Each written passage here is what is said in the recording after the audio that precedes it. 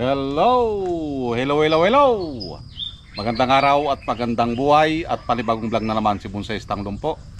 So, naka-wild ito. Ito yung pinapa-wild natin. I-transfer natin sa isang extension. Yan, nakita nyo. Okay? Para lumaki yung kanyang mga sanga. Okay? At dito sa part na ito nagkaroon tayo ng problema dahil nabuwar. Oh, kinain ng insekto. Yan. So, kailangan nating tanggalin ito para mapalitan, magpanibago tayo. Okay? Tapos magputol na rin tayo ng kanyang sanga na pinalaki. Okay? At the same time, kung mapapansin nyo, kailangan na rin siyang i-brush. Oh. Yan. Yan, kailangan nating linisan, oh, ang itim. Okay? So, start tayo. Kailangan tanggalin yung mga sanga na hindi na kailangan. Okay, unahin natin dito sa parteng taas. So, gagamitin na natin itong binili natin na maliit na chainsaw. Okay? Oh, di ba?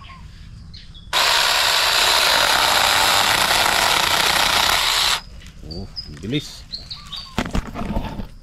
Oh. May mga ugat na siya. Pwede natin gawing itong cuttings. Yan, oh, may mga ugat. So kinain ng boar. Yan.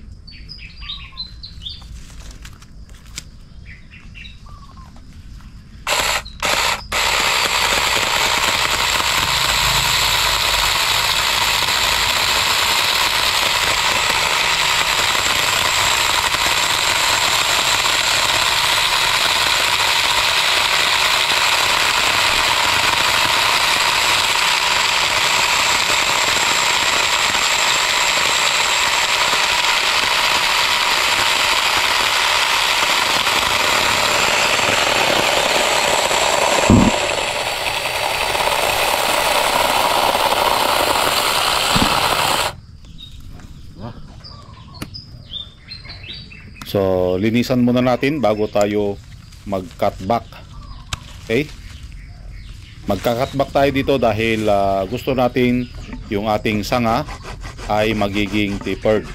Katulad nito, yung sanga na ito, kailangan natin itong tanggalin. Okay? Dapat ang sanga ng isang bonsai mas malaki sa pinakapuno and then paliit ng paliit hanggang doon sa dulo. Yun ang ginagawa nating proseso dito sa bonsai na ito. Kaya tayo nagkakaroon ng cutback. Okay? Pinalaki muna natin and then putol. Tulad yan. Kailangan nating putulin. Yan. So, kapag nagpapalaki tayo ng sanga, ang proseso ay pinapawild natin.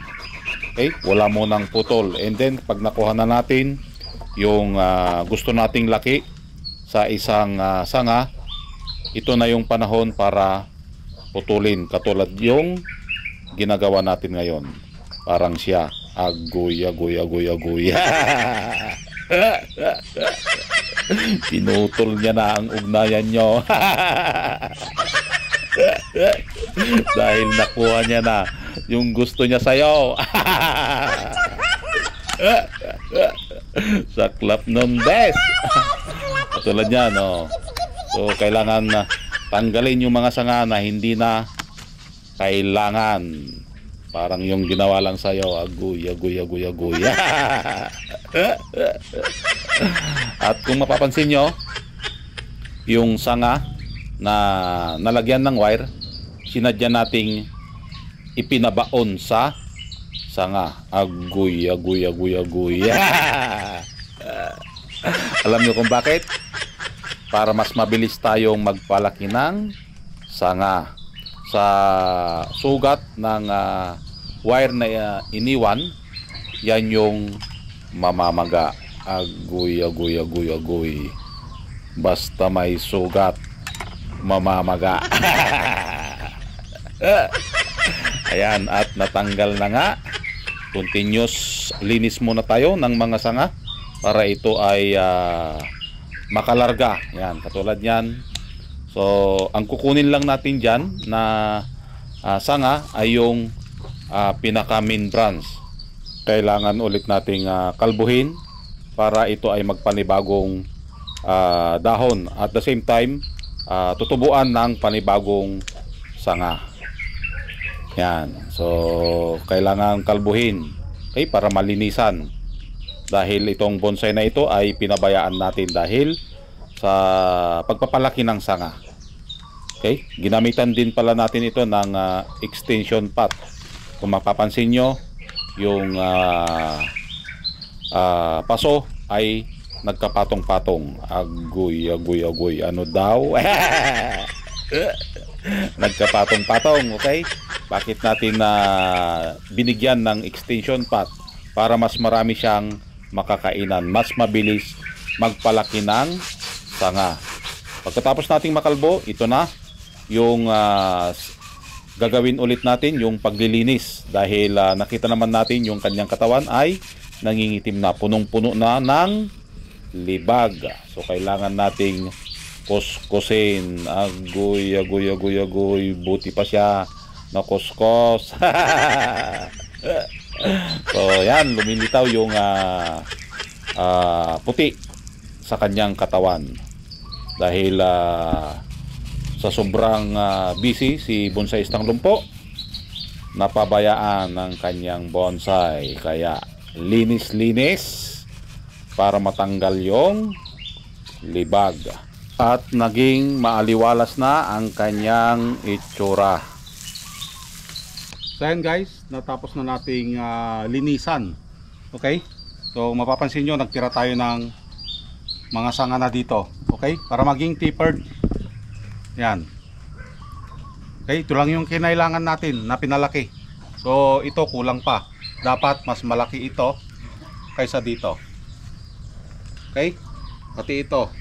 Pansin nyo, dapat mas malaki ito. Napag-iwanan ito dahil mas malakas sa parteng taas. Okay? Tapos yung ulo na kain ng insekto, kaya magpapanibago tayo. Ito yung gagamitin natin. Yan. Okay, ito yung gagawin nating ulo. Yan.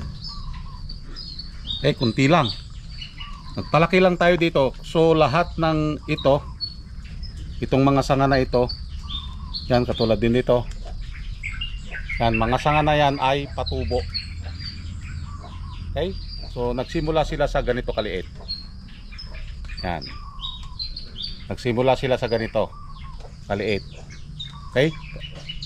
Kinawild natin para maging ganito. So lahat ng nakikita nyong sanga dito ay mga ating patubo.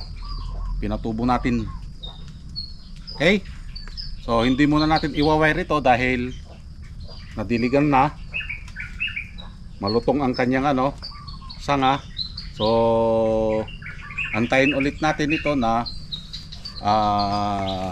matuyo.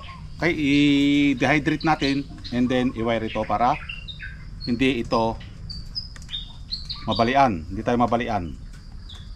Okay? At nalinisan na rin natin yung kanyang katawan. So nakita nyo kanina dito, mga itim na. Okay? Ngayon malinis na. Bagong guli na. Parang siya. Bagong guli na, parang siya. Okay? So ganun lang ang ating gagawin kapag tayo magpalaki ng sanga. Ipa-wild and then linis. Yan. Kunti lang mga sanga ang kailangan natin dito para maging tapered. Nagputol na tayo. Okay? So itong pinutol natin na ito, itong sanga na ito, pupunta na diyan. Yan. Okay? So maraming salamat. At nasamahan nyo na naman si Bonsaistang Lumpo sa kanyang malaking bonsai. Dito na natin siya bubuuin. So nakita nyo naman yung kanyang kinakainan hanggang papunta na dun sa babayan. Okay?